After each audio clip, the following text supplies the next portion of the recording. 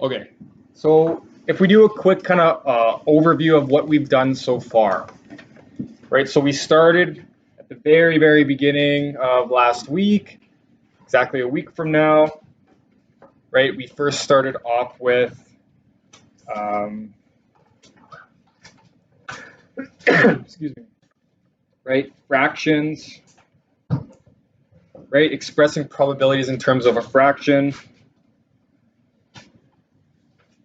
decimal, and percent. And, right, converting between these three forms, right? So these are all the ways we can express probabilities, converting between different forms of, right, expressing probabilities, right? And then we got into, right, what actually is probability. Yes. Yes. Thanks for letting me know. All right, good afternoon.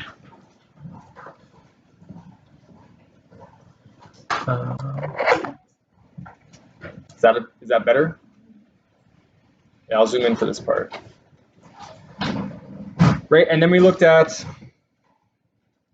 right, what is the probability of an event, let's say E, right? So this, again, this is all in your notes, but if you want to copy down, feel free. It's just kind of an overview, again, of what we've kind of done so far. Probability of, let's say, an event E is the number of, a few different ways we can say this, but let's say the number of ways, right, our desired event E can happen divided by the total number of outcomes. Right, so we looked at probability and we did some probability calculation of probability questions, and then we also found, right, that we can make predictions, right? So we have probability questions, but we can also make a prediction, right? And we can do this by using the probability of an event occurring. So let's say, again, let's call this E, the probability that E occurs, multiplied by, so say we know that the probability of flipping a coin and it landing on tails is 1/2. So then we can ask ourselves, we can ask questions like, well, how many tails do we expect to flip if we flip a coin 500 times? Right, so then this would be, we kind of use it to forecast or make a prediction if we do the experiment more than once, right? So this is our new sample size.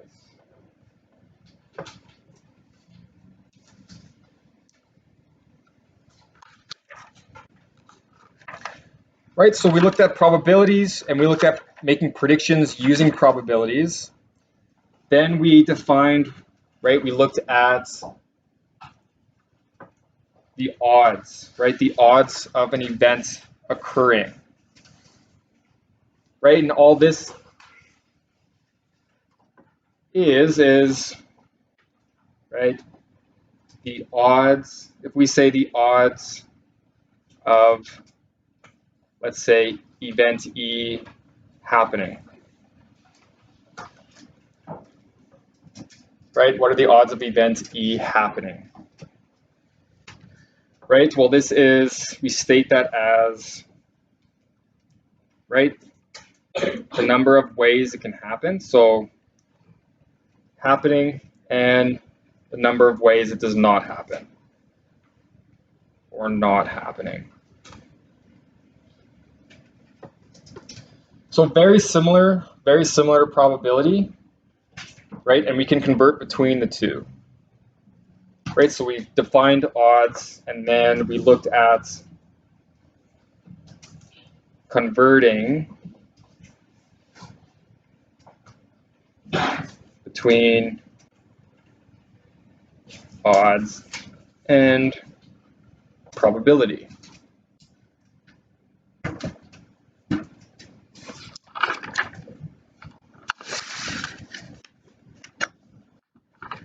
Right, so again, they're very similar. And then after we looked at odds and how we can convert between probability and odds, we saw that we kind of introduced a new thing, not really a new concept, but we can, right, if we're given the probability of two events, right, we can tell which one is more likely to happen based on which one has the greater probability, right? So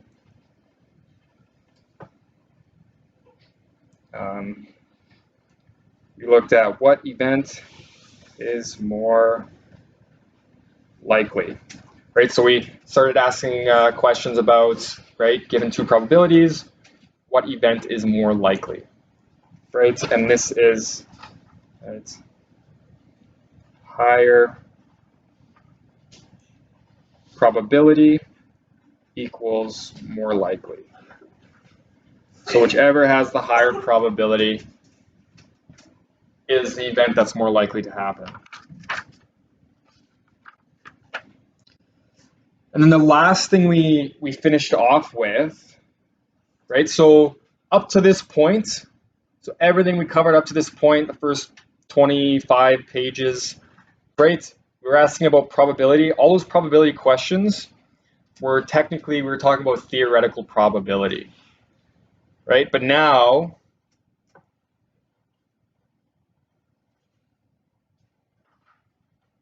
right, the last thing we left off with was defining the difference, right? We have two different probabilities that we can look at. We have theoretical versus experimental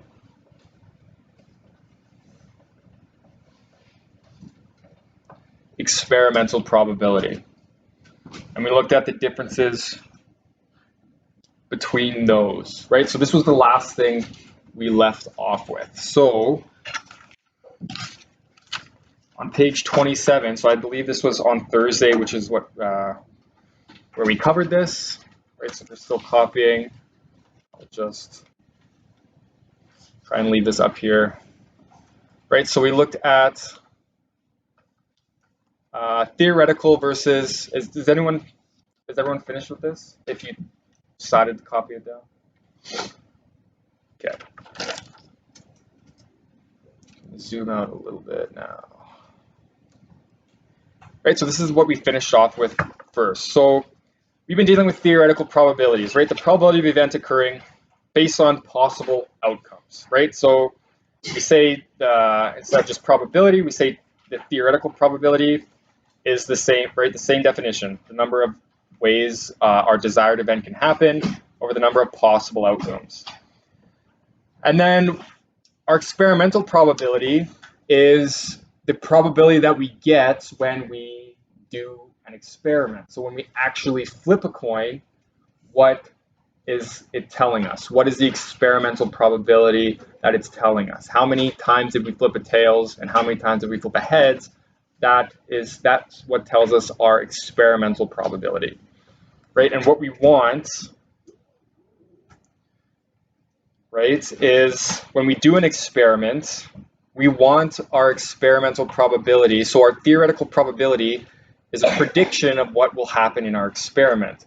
So we want our experimental probability to be close to our theoretical probability in most cases, right? And the way to do that is to increase our what we call our sample space, right? So if we want to do an experiment where we get an experimental probability of flipping a tails 50% of the time, well, we want to flip a coin, we want that sample space, so if we want to flip a coin a decent amount of times, so like say 1,000 times, compared to if we flip the coin once, or maybe if we flip the coin 10 times, 7 out of those 10 times, maybe let's say we flip the tails, right? So that's giving us an experimental probability of 7 out of 10, right? And that's not close to what our theoretical probability, which would be, right, we know is 1/2 or 5 out of 10.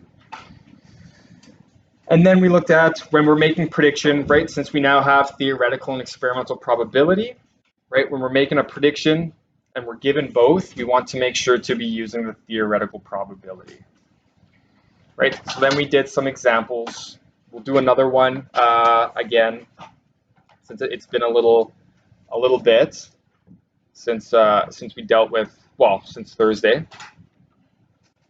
Right, so in these cases, in these scenarios, it's always good, right? We kind of have two different, right? We kind of have our experiment going on, and we have our actual total number of outcomes possible, right? So let's look at, does anyone have any questions? So I posted everything in this book up to page 30. So everything up until this page, including the stuff I saw, like the stuff that we did for notes, and the stuff that I assigned for homework that I didn't do in class. Everything is up there posted. So does anyone have any questions on pages 29 to 30? Right, so pages 29 to 30 are posted, and I asked for you to give them a try. Excuse the interruption. It's page long bottom from Shaughnessy Park School is in the building. You do need to report to the office at this time. Page long bottom. If you're in the building, please come to the office right away. Thank you. All right, so if there's no question, we're going to do an example. We're going to do another example with experimental versus theoretical probability. So this is on page 31. Right, so we have this scenario where Neil tossed a 6-sided die and recorded the results below. So what I like to do, right, because again, in these cases, right, we have an experimental and a theoretical scenario. Right, so Neil tossed a 6-sided die and recorded the results. So you can say he conducted an experiment. So this is his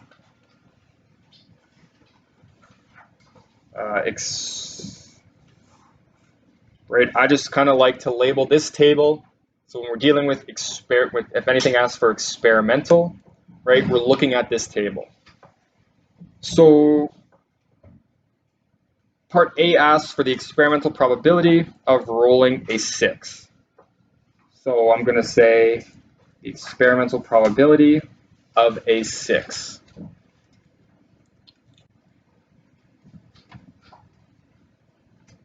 So experimental probability, how many times, so number of times that Neil tossed, right, that tossed, let's say, not tossed, number of times Neil rolled 6 over the number of times,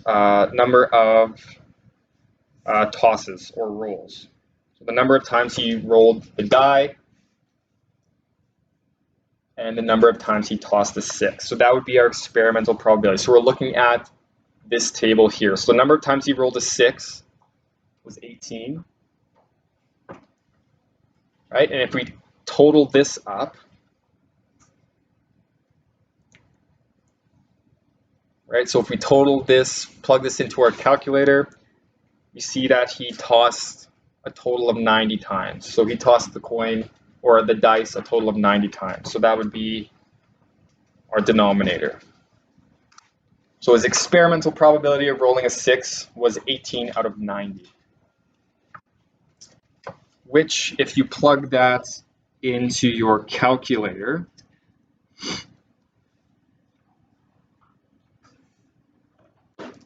right, so if we want to, right, convert that into decimal, we just plug that into your calculator, and that will give 0.2 exactly, or 20%.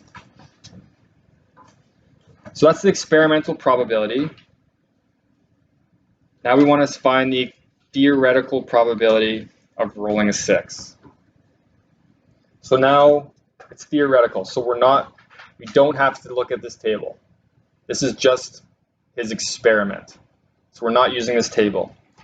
We're just using what should have happened in theory? Well, how many ways could he have rolled a 6? Right? One way.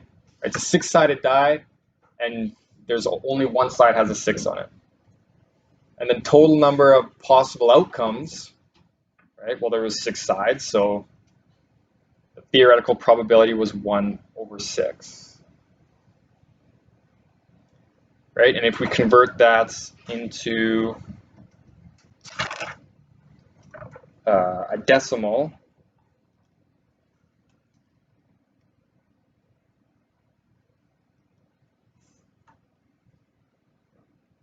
there we go, is 1/6, right? That gives us 0.1667 or 16.67%. Right, so they're not exactly equal, the theoretical and experimental probability. So now part C asks which number has an experimental probability that matches the theoretical probability. Right, so we know it's not the 6. We know it's not a 6. Right, we just calculated the experimental and theoretical probability for rolling a 6, and we see that it's not equal. So now we want to do the same thing for each of the numbers. Right, so I'm just going to roll through each of the numbers. So, well, I know, first of all, I know the theoretical probability, right, of rolling any one number is 1/6, right? It's a fair dice. So let's just go through this list now and calculate the experimental probabilities. Right, so let's do the experimental probability of rolling a 1 first. Right, so I do the same thing as I did in part A. Neil tossed a 1 13 times, and the total number of tosses was 90. Right, so in this case, again, when we're comparing probabilities, it's sometimes always nicer to convert to either a decimal or percent. So if I do 13 divided by 90 in my calculator, I get 0.1444 or 14.44%. So you don't, again, it's not asking to convert to state all three, but I'm just doing it for just as a kind of like a review as well. And it's a little easier to compare decimals and percents than fractions. Right, so now we see that, well, what is 1/6? Right, because we want to compare each of our experimental probabilities to 1/6. Well, what is 1/6? We know that it is from up here, right? It's 0.1667. So does 1.444 equal 1.667? No. So it's not rolling a 1. Let's go rolling a 2. So he rolled a 2 15 out of 90 times. Right? And if we plug that into our calculator, we will get 0.1667 or 16.67%. Right, so we see that the experimental probability of rolling a 2 equals the theoretical probability of rolling a 2. So, which number has an experimental probability that matches the theoretical probability? Right? Number 2 does. And do we have to check any of the others? Or do any of the others have an experimental probability that matches the theoretical probability? No, because he didn't roll any other number 15 times. So it's only 2. Any questions on this one?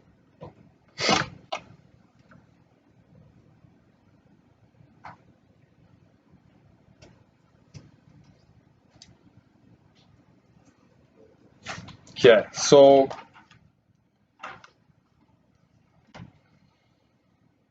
sometimes we will only have an experimental probability to work with, right? We won't know the theoretical probability. So in this case, we're given a table that shows the number of people of each blood type who donated blood at a recent drive. So you can think of this as like a sample, right? This isn't this isn't a distribution of blood types of everyone in the world.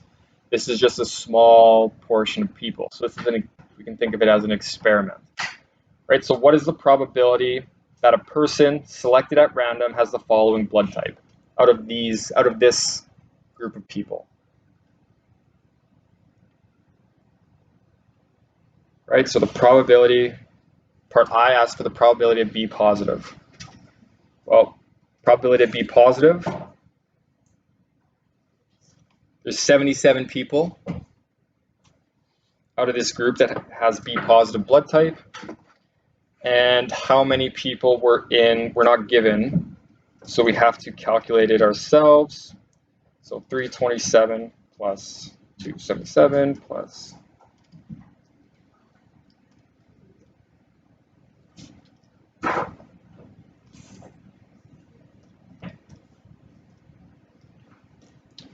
850. So 850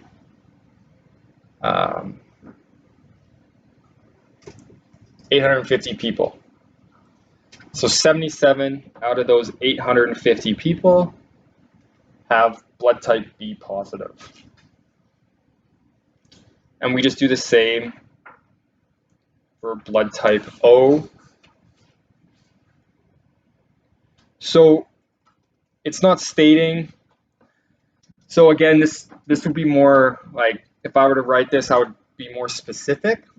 So in this example, it's just stating blood type O, but we can have O positive or O negative. So we can think of this as O positive or O negative, right? So we'll include both, right? So the probability of having blood type O would be 327, that's blood type O positive, plus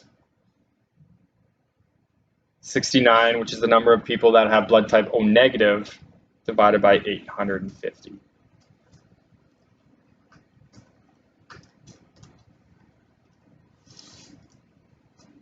Right, so this would be 396 people out of 850 have blood type O, right, which is either O positive or O negative. And then AB negative, we do the same thing. AB negative is quite rare, right? Only one person out of 850 of these people had AB negative.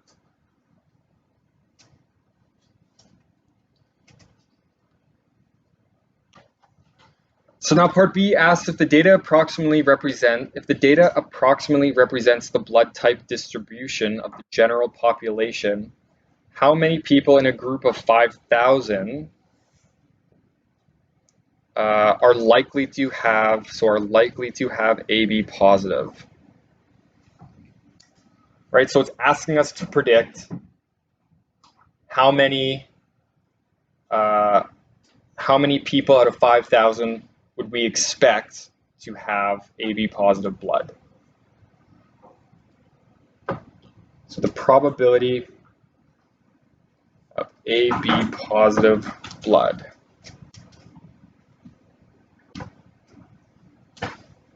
First of all, I'm just going to write my prediction formula, right? So my prediction formula is the probability of our event. In this case, it's a person has AB positive blood times our sample size. Well, our sample size that we're predicting for is 5,000. We need to find this probability of AB positive first, right? So we just use the data, right? Since it says the data is approximately represents the blood type distribution of the general population, right? So essentially what that sentence means is that we can treat what we get from this 850 people as the theoretical probabilities. Right? Because we know that when we're making a prediction, whenever we're given a theoretical probability, we always use that, but in this case, we're not. So we have to use the experimental probability. So it would be 27, right? Because 27 people have AB positive over 850. So if I plug that in to my formula there, I will get, so 27 divided by 850, and then times that number by 5,000. So we can predict approximately 158.82. Or, right, when we're making a prediction, we usually just round the number, right? Because it doesn't make sense to have 158.8 people. So we'll say, well, we predict approximately 160 people will have AB positive blood.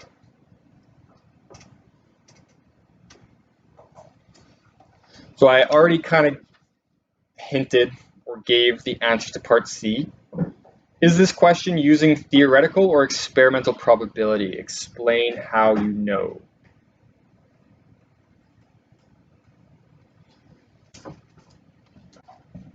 So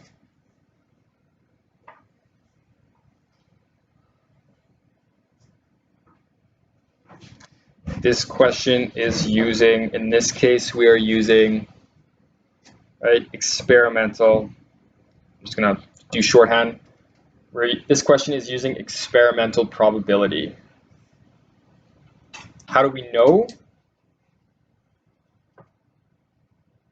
Right, because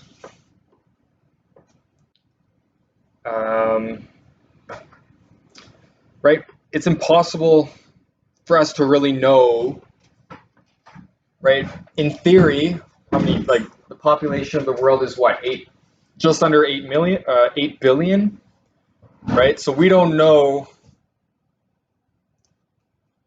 everyone in the world's blood type. If we did, then we would be able to get the theoretical probabilities. But in this case, we only know 850 people. So this question is using experimental probability because we are using data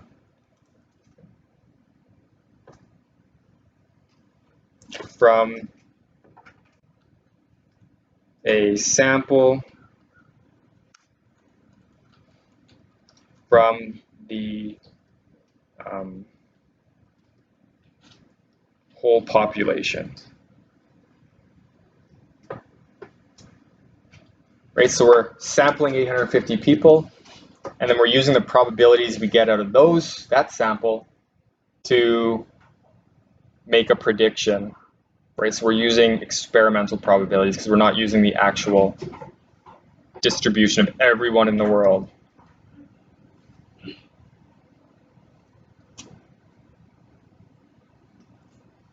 Does that make sense? Right, so our sample is the 850 people.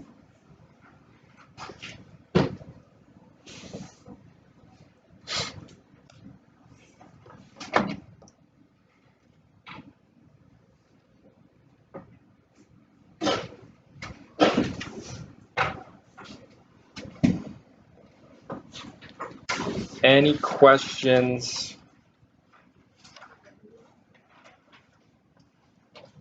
on this example? All right, so there's no questions on this example. I will give you some time to try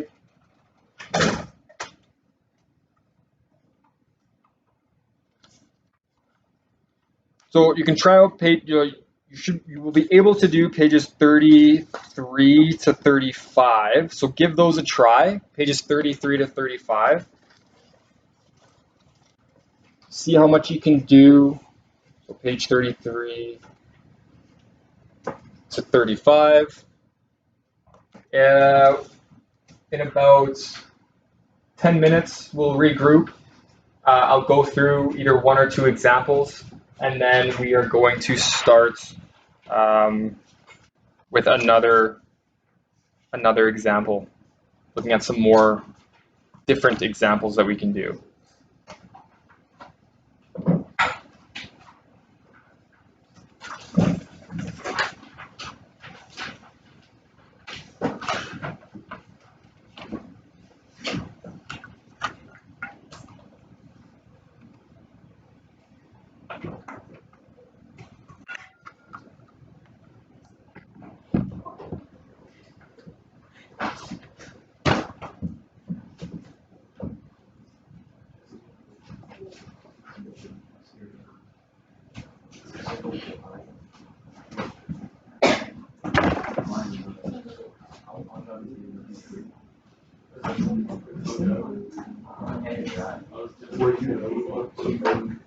So notes, everything up until page.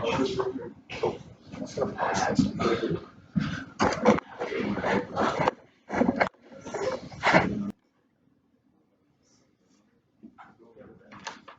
So I'm going to quickly go through. I'm going to kind of speed through question 5, right? I gave you some time to try it out yourself. Right, so in this case, we have Brianne polled the students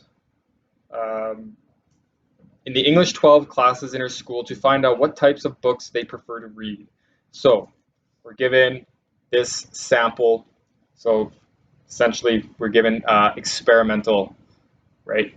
So we want to find what is the probability that a randomly chosen student will like poetry books. So the probability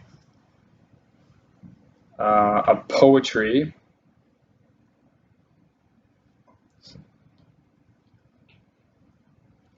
Probability of poetry, right? So there's 5 poetry books, right? And how many books are there total?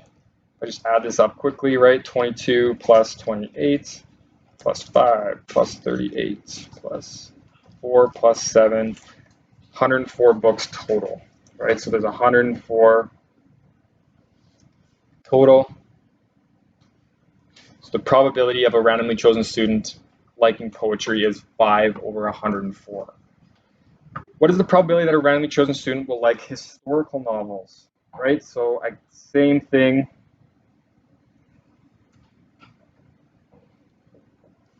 This time there's 4. So it's 4 over 104. If the school is adding to the library and has funding to purchase 1,000 books, how many should be science fiction? Right, so whenever we're given a number here, like, right, so in this, if I turn back quickly, in this example, we were saying how many people in a group of 5,000 are likely to have AB positive. We were given that 5,000 number.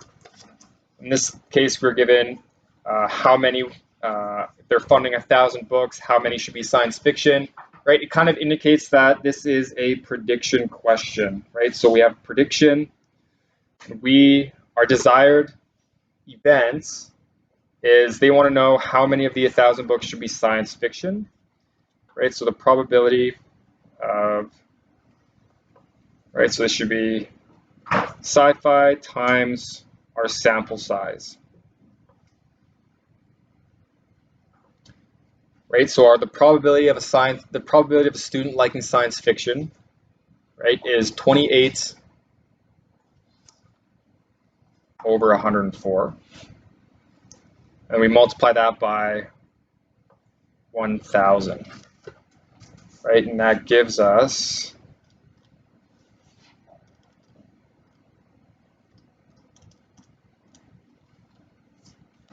269.23. Yeah, thank you. So if we round that up, or if we round that to 260, so we'll round down to 268. Should be science fiction.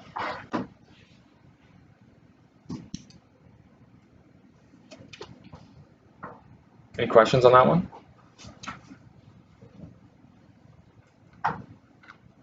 Okay.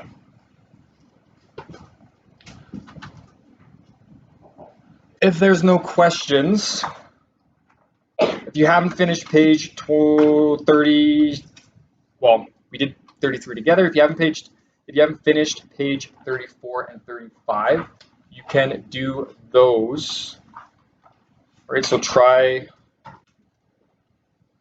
34 and 35, right, for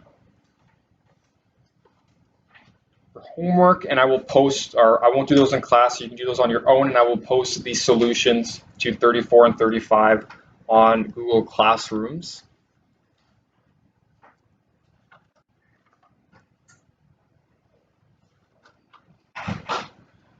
Right, and now we can look at effects of sample size on results.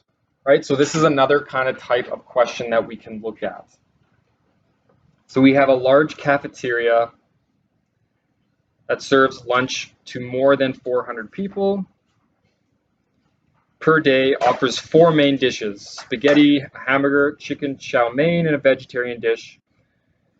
Of the first, so this is kind of, these questions don't really involve math, but it involves your understanding of probability, and specifically the importance of having a big sample size to make predictions. So it serves over 400 people per day, and in one day, of the first 10 people through the line, no one chose the vegetarian dish, and the manager, based on this, the manager decided to remove the vegetarian dish from the menu in the future. Is this a good decision? Explain your answer. So what do we think? Is this a good decision to remove the vegetarian dish based on the first 10 people in the line during this day not ordering it? Yes or no? No. Why? Well,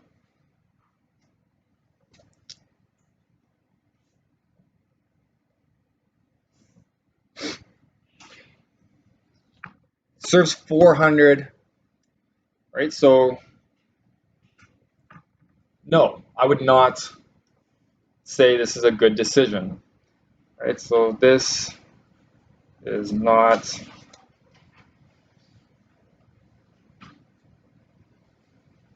a good decision, right? And why? Right? So he's basing his decision off only 10 people in the line, and they serve over 400 people in a day. And just based on those 10 people, since they didn't order vegetarian, he's just taking it off. He's kiboshing it. He's just taking it off the menu forever. Well, right, this is not a good decision since, right, so you can explain this in a variety of ways. I decided since there are still over 390 people that may want to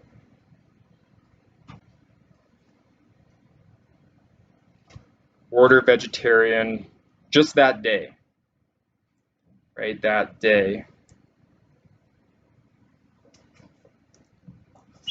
And many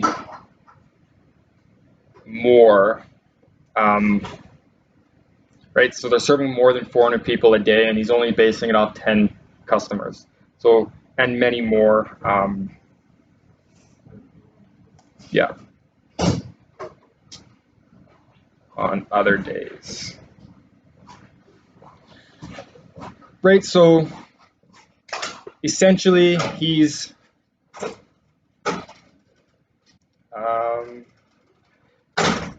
right, essentially comes down to the manager is basing the decision on a small sample size. Only 10 people. Right, so that's the key there. Right, he's only using a small sample size to make a decision.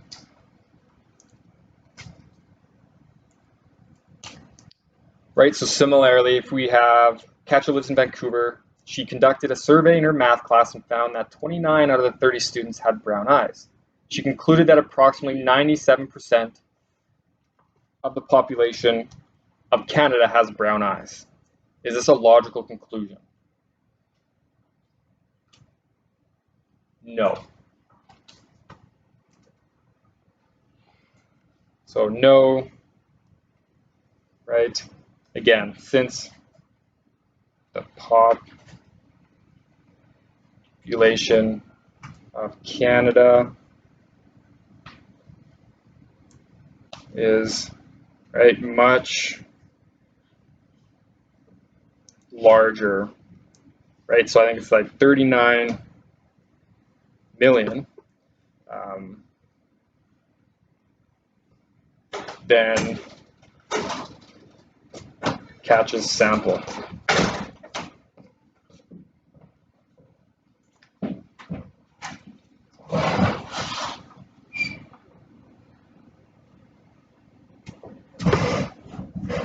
Right, so again,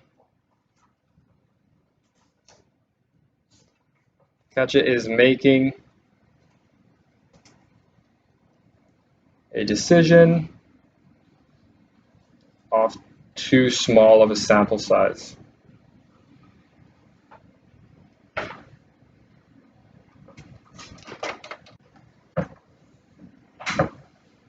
So again, for these questions, nothing really new here. It's just another type of question that you can be asked, right? And it's just using the idea that you need a large sample size in order to use the probabilities that you get from it to make conclusions on a larger sample size or a larger population, right? But 30 people isn't representative of 39 million people, right? Just the same as 10 customers isn't a good representation of, right, the thousands of the hundreds and hundreds of customers that they'll get in a week, right?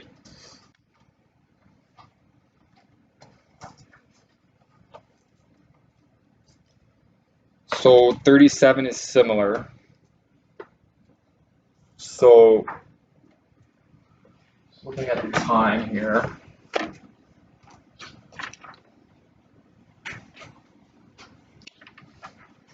you can give 37 a try.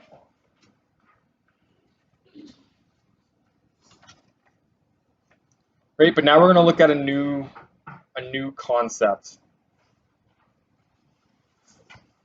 I'm going to do one example, and then I'll leave you the rest of the class to by yourself to do some work and ask questions. Right, but I want to introduce this concept here because so essentially today we've just gone through a bunch of different examples of different styles of questions. Right, so but this time, right, we can calculate probabilities involving outcome tables and tree diagrams. So we're looking at a new concept here. Right, so far all of our questions have dealt with just one event, right? But what if there are more events happening simultaneously?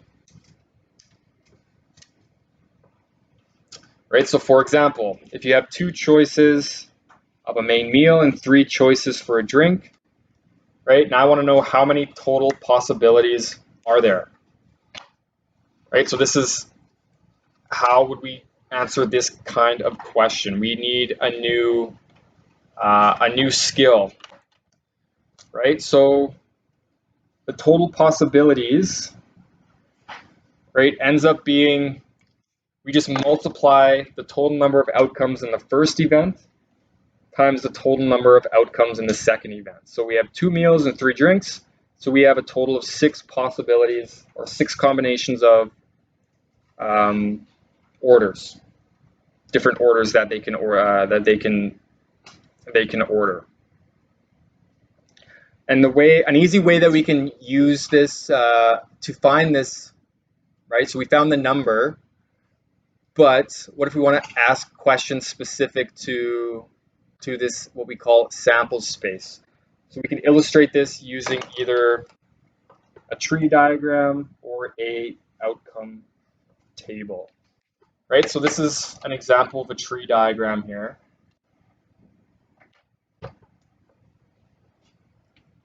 Right, so we have meal 1 or meal 2 that they can order, and then they can either order drink 1 with meal 1, drink 2 with meal 1, or drink 3 with meal 1. And then same thing for meal 2. Right, so they have a total of six different outcomes. And we can see using this tree diagram what those outcomes are.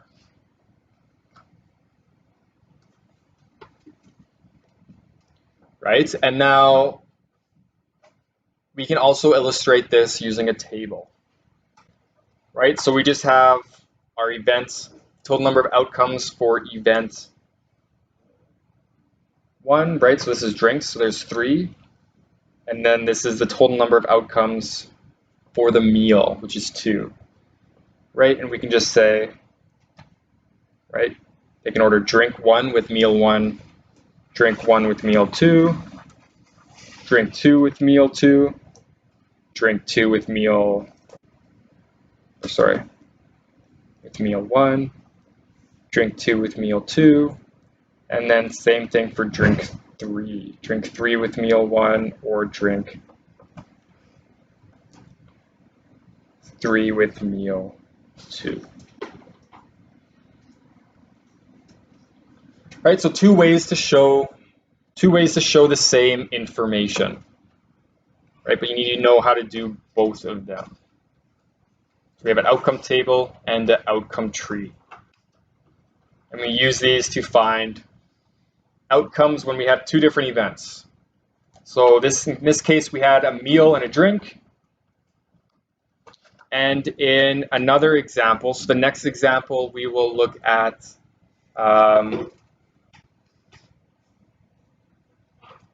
right, so we have, say we're rolling 2 dice. Now we can ask questions on, right, what is the probability that the sum of those 2 dice is equal to something, or the product, right, the answer to a multiplication question, right? So this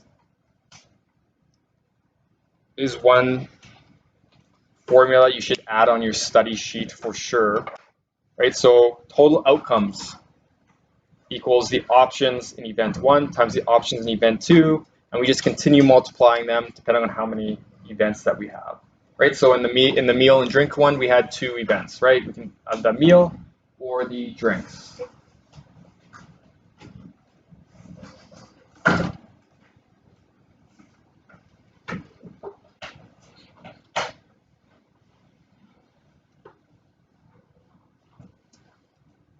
Right, so in this example, we have 2 4-sided dice are being tossed during a game. How many possible outcomes are there? And what is an alternative term for this?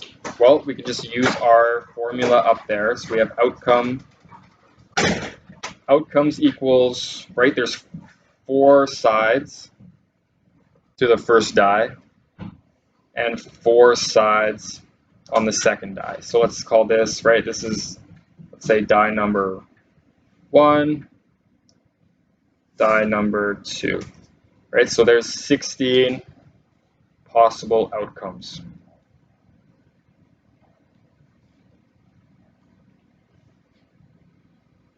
Right, and we call this just our sample space. Just a fancy term for how many outcomes can we have. So there's 16. Now we want to create an outcome table showing all possible outcomes.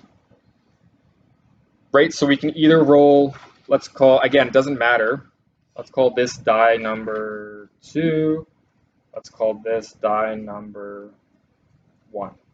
Doesn't matter which one, right? So we can either roll a 1, a 2, a 3, or a 4, and a 1, a 2, a 3, or a 4 on each of them.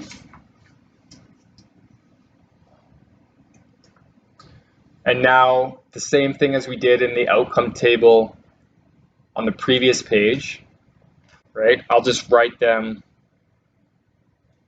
right? So we can either roll 2 1s, or we can roll the first die can be a 1 and the second die can be a 2, or the first die can be a 1 and the second can be a 3, or the first can be a 1 and the second can be a 4. Right? And the same for if die number 1 is a 2, right? So it could be a 2 and a 1, a 2 and a 2, a 2 and a 3, or a 2 and a 4. Right? So we do the same thing for each column and row.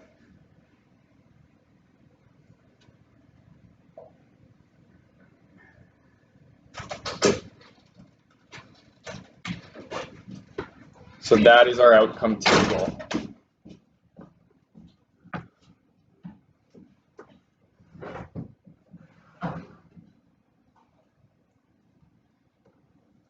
Does that make sense how I got to this? How I filled this in?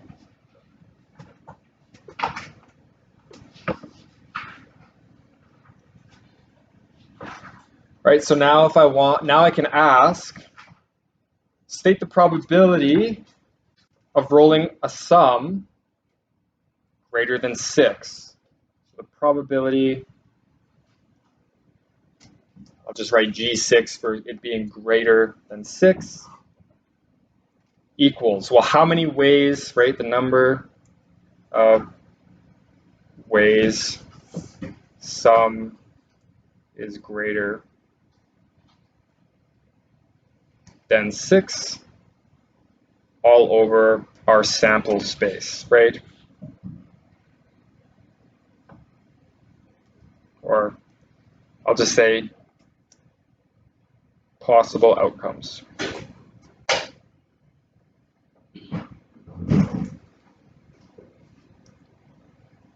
Right, so now our sample, you can see how many ways can we get a sum greater than 6?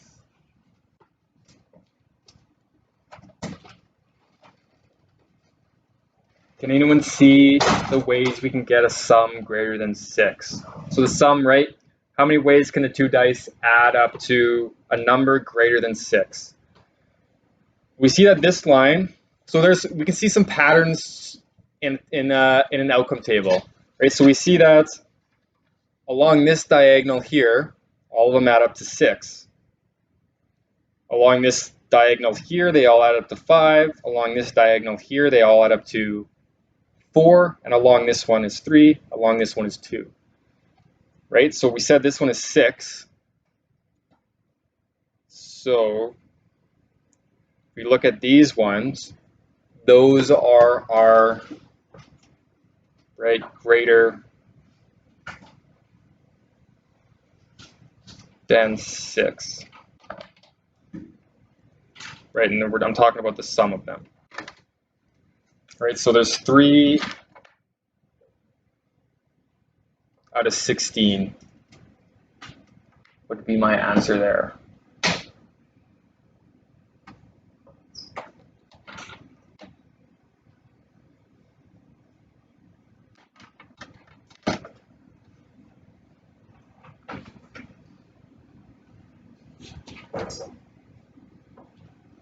And what would be the odds?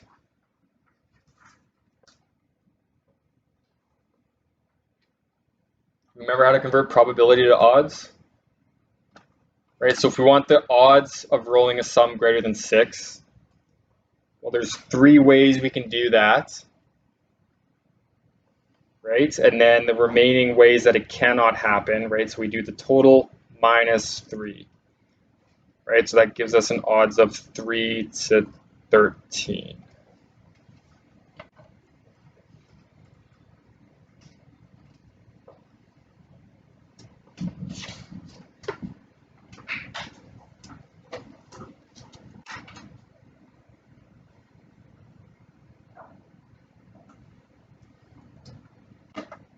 right, for the next one, what is the sum?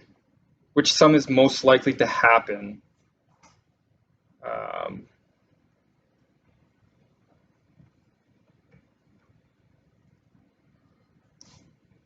Which sum is most likely to happen? Show how you know.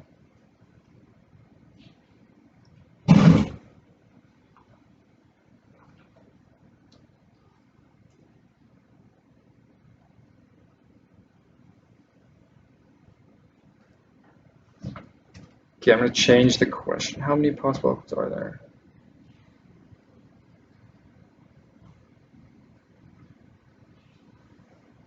Let's do,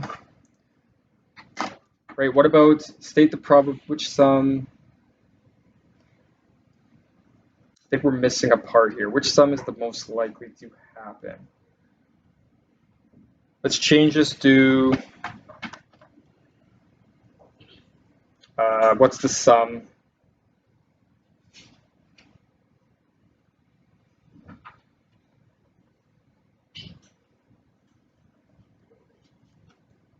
Sum of 5. Right, so what would be the sum? Well, if we look at this diagonal here, all these outcomes, right, sum is 5. Right, so the probability that the sum is 5 is, well, there's 4 there, and there's 16.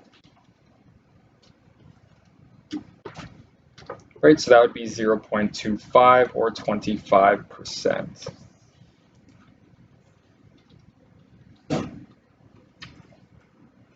So I just changed part D to what is the sum of 5? Or what is the probability of the sum being 5?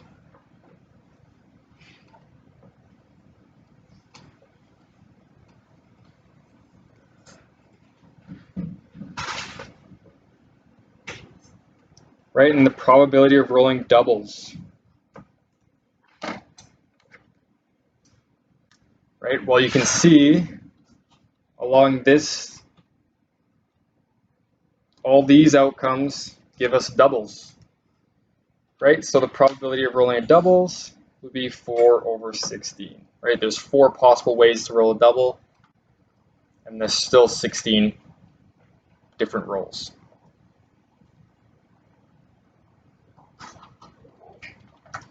Right, and the odds would be 4 to 16 minus 4, or 4 to 12.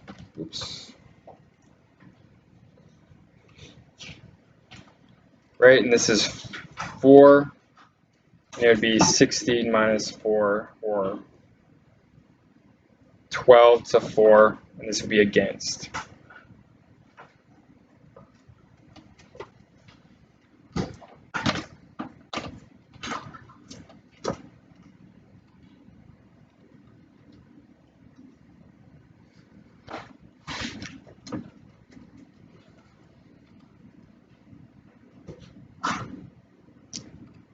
All right, so that'll do it for today.